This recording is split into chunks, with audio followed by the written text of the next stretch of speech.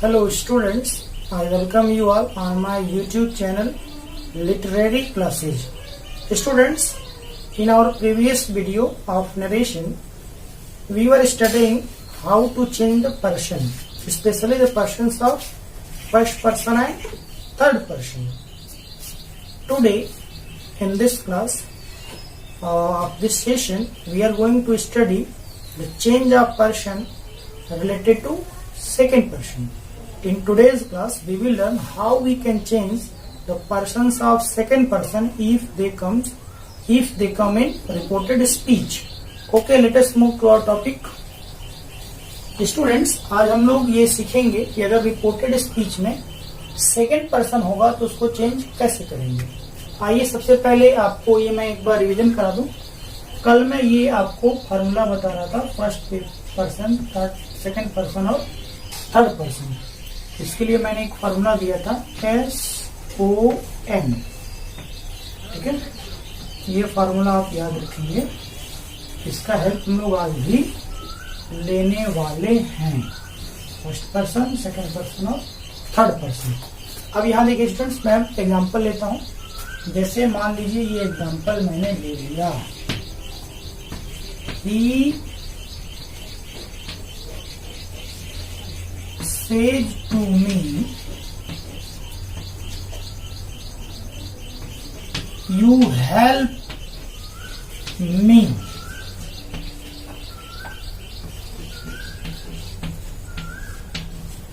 चलिए इसी को लेते हैं स्टूडेंट्स। ऐसे आपके सामने सेंटेंस दिया, the sentence is he says to me you help me. अब देखिए स्टूडेंट्स, इसमें आप क्या देख रहे होंगे कि रिपोर्टेड, तो जैसे आपका एग्जांपल है he says to me you help me. आप देख रहे होंगे इसमें यू सब्जेक्ट है, मी ऑब्जेक्ट है और हेल्प वर्ब है। यू सेकंड पर्सन का वर्ड है, मी फर्स्ट पर्सन का वर्ड है। अब हमें इसे चेंज करना होगा। अब ये जो मी वर्ड है ये फर्स्ट पर्सन का है, कल इसको हम लोगों ने सीखा था। अब यहाँ हम क्या देख रहे हैं कि यू है सेकंड पर्सन का, तो उसको चेंज हम कैसे करेंगे, आज हम इसी पर डिस्कशन करने जा रहे हैं। आइए सबसे पहले स्टूडेंट्स इस पार्ट को देखा जाए, जो रिपोर्टिंग पार्ट होता है। ही सेज टू मी, आप देख रहे होंगे ये जो रिपोर्टिंग पार्ट है स्टूडेंट्स, इसमें क्या है, ये आपका रिपोर्टिंग वर्ब है, ये उसका सब्जेक्ट है और यहाँ पर एक ऑब्जेक्ट भी मिला हुआ है me. Students, I would like to tell you between this verb says and me there is a preposition to. Why this has been given, आपको ये मैं बता दूं कि ये जो रिपोर्टिंग वर्ब है सेज और मी, इसके बीच में टू क्यों लगा है, क्योंकि ये जो सेज वर्ब है इसको हम कहते हैं इंट्रांजिटिव। इसके बाद मी यानी ऑब्जेक्ट, बीच में इंट्रांजिटिव है इसलिए इसको टू लगा है। तो इसको भी अगर हम चाहें तो कन्वर्ट कर सकते हैं ट्रांजिटिव में, ये हो जाएगा ही। और यदि ऑब्जेक्ट दिया हो तो अच्छा होगा कि आप इसको इन ट्रांजिटिव से ट्रांजिटिव में बदल लें अकॉर्डिंग टू टेंस। अब सेज है तो ये हो जाएगा टेंस। अब यहां से प्रीपोजिशन हट जाएगा और ये मी लग जाएगा। ठीक है, लिसन इट केयरफुली। यहाँ पे ये ऑब्जेक्ट है और यहाँ पे ये वर्ब है, तो ये चूंकि इन ट्रांजिटिव है इसलिए इसमें टू लगा हुआ है, तो इसको हमने टेल्स में बदल दिया। अगर ये सेड होता तो सेड में हो जाता, विल से होता तो विल टेल हो जाता। अब ये टेल्स जो है यानी जो टेल वर्ब है ये ट्रांजिटिव वर्ब है, इसलिए इसको प्रीपोजिशन लगाने की जरूरत नहीं है। तो हम देख रहे हैं कि रिपोर्टिंग वर्ब में भी थोड़ा सा स्लाइड चेंज हम कर लिए। सेज टू मी कन्वर्ट हो गया टेल्स मी। यहाँ ये भी मैं बताना चाहूंगा स्टूडेंट्स, अगर आप चाहें तो रिपोर्टिंग स्पीच को आप ऐसे ही रख सकते हैं, कोई चेंज मत करिए, ही सेज टू मी, और आप इस रिपोर्टेड स्पीच को ही चेंज कर लीजिए, ये भी हो सकता है, कहीं कोई दिक्कत नहीं, लेकिन चेंज कर लेना बहुत अच्छा होगा। अभी हो गया ही टेल्स मी। अब बारी आ गई इन्वर्टेड कामा और इस कामा को रिमूव करने का, और उसको हम लोग रिप्लेस कर लेंगे कन्वेंशन दैट से। दैट ही क्यों लगा रहे हैं, स्पेशल रूल में हम बताएंगे। ये हो गया ही टेल्स मी दैट। अब देखिए, अब आ गया यू हेल्प मी। अब यू हेल्प मी में जो यू है स्टूडेंट्स ये नॉमिनेटिव केस में है। जैसे ये यू होता है स्टूडेंट्स, तो यू नॉमिनेटिव केस में भी होता है, यू ऑब्जेक्टिव केस में भी होता है, और इसका जो योर्स है या योर है, ये हो जाता है पोसेसिव केस में। योर का प्रयोग एज एन एडजेक्टिव और योर्स का प्रयोग एज अ प्रोनाउन होता है। तो यहाँ पे ये सब्जेक्टिव केस में है यू। अब इसके जगह पे इसका पर्सन हमें बदलना पड़ेगा according to rule. This is a second person word and we have to change here the person of this word. अब ये सेकंड पर्सन का वर्ड है, इसके जगह पे किस पर्सन का वर्ड आएगा? तो ये जो नियम कहता है आप देख रहे होंगे, second person will change according to object of reporting speech, यानी रिपोर्टिंग स्पीच के ऑब्जेक्ट के अनुसार चेंज होगा। अब ये जो रिपोर्टिंग स्पीच का ऑब्जेक्ट है मी, ये है फर्स्ट पर्सन का वर्ड, यानी यहाँ पे फर्स्ट पर्सन का वर्ड आएगा। ठीक है स्टूडेंट्स, अब फर्स्ट पर्सन का वर्ड आएगा तो जो यू है इसकी दो बातें आप देख लीजिए, एक तो आप नंबर देख लीजिए और एक यहाँ पे आप केस देख लीजिए। अब देखिए केस देखेंगे तो नॉमिनेटिव है और नंबर देखेंगे तो देखो रिटेन में जब यू होता है तो हमेशा प्लूरल ही होता है, लेकिन व्यवहारिक तौर पे सिंगुलर एक आदमी खड़ा होता है तो भी हम यू ही कहते हैं।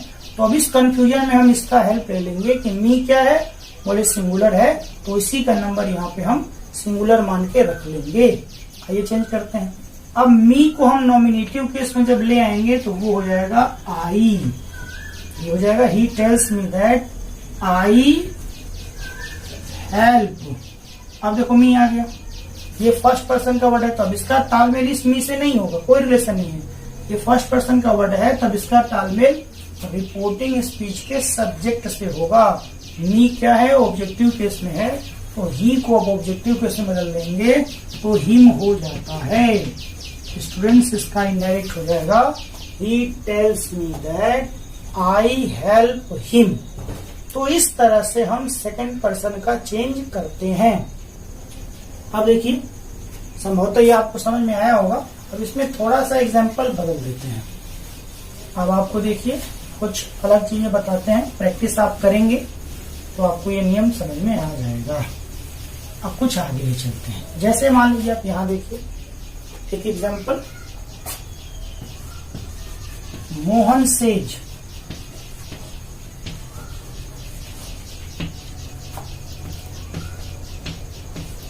you do your work. Students, take the sentence. In this sentence, you can just look that in reported speech there is the word you and your, words of second person, but there is no any mention of object in reporting speech. In such conditions what we can do? आप देख रहे होंगे reported speech में second person के word आ गए हैं, लेकिन reporting speech में कहीं ऑब्जेक्ट है ही नहीं। और हमारा नियम क्या कह रहा है कि रिपोर्टिंग स्पीच का जो ऑब्जेक्ट होगा उसी के अनुसार सेकंड पर्सन को हम चेंज करेंगे। जो रिपोर्टिंग स्पीच का जो ऑब्जेक्ट होगा वो जिस पर्सन का होगा उसी पर्सन के वर्ड यहाँ पर सेकंड पर्सन के बदले में लगाए जाएंगे। तो अब इस कंडीशन में स्टूडेंट्स हम क्या करेंगे, तो हम अकॉर्डिंग टू सिचुएशन मेंटली उसको एडॉप्ट कर लेंगे। हम कोई ऑब्जेक्ट मान लेंगे जो कंडीशन के अनुसार आ रहा हो। जैसे अब वो कह रहा है कि you do your work, you माने मी, मुझे कह रहा है तो या तो आप मी मान लीजिए या प्लूरल मैथ्स मान लीजिए अकॉर्डिंग टू कंडीशन। यदि ये सारी बातें यदि आप भूल जा रहे हैं या आपको एकदम याद नहीं रहता, then you consider any third person word, him लगा दीजिए, देम लगा दीजिए। लेकिन अकॉर्डिंग टू सिचुएशन सबसे ज्यादा आपको कुल मिलाकर के ये याद रखना है कि अगर आप कंडीशन जानते हैं तो उसमें आप अपने से ऑब्जेक्ट लगा लेंगे, और जब अपने से आप ऑब्जेक्ट लगाएंगे तो जरूरी नहीं कि उस ऑब्जेक्ट को हम यहाँ मेंशन करें। हम केवल मेंटल लेवल पर ये देखेंगे कि सेंटेंस है Mohan says to me. Mention कर दिया तो गलत नहीं, और मेंशन ना करें तो सबसे अच्छा है। तब ये हो जाएगा मोहन सेज। अब हम आंख में देख रहे हैं कि क्या लिखा है, मोहन सेज टू मी था, हम मी को देख रहे हैं डैट। अब यहाँ जो मी है उसके हिसाब से यू हो गया आई में, आई डू का डू ही रहेगा, आई डू। अब ये योर है तो फिर इसे मी का सेकंड फॉर्म पोसेसिव केस में यहाँ पे माई हो जाएगा, आई डू माई वर्क। तो With the help of this sentence, we can conclude if in any case, if object has not been given and there are the words of second person in reported speech, in that condition, students, we should by ourselves adapt an object from mental screen and change the reported speech as it is. हम लोगों को reported speech को बदल लेना चाहिए। तो students, इस तरह से आप फर्स्ट पर्सन, सेकंड पर्सन और थर्ड पर्सन का बंटवारा करेंगे।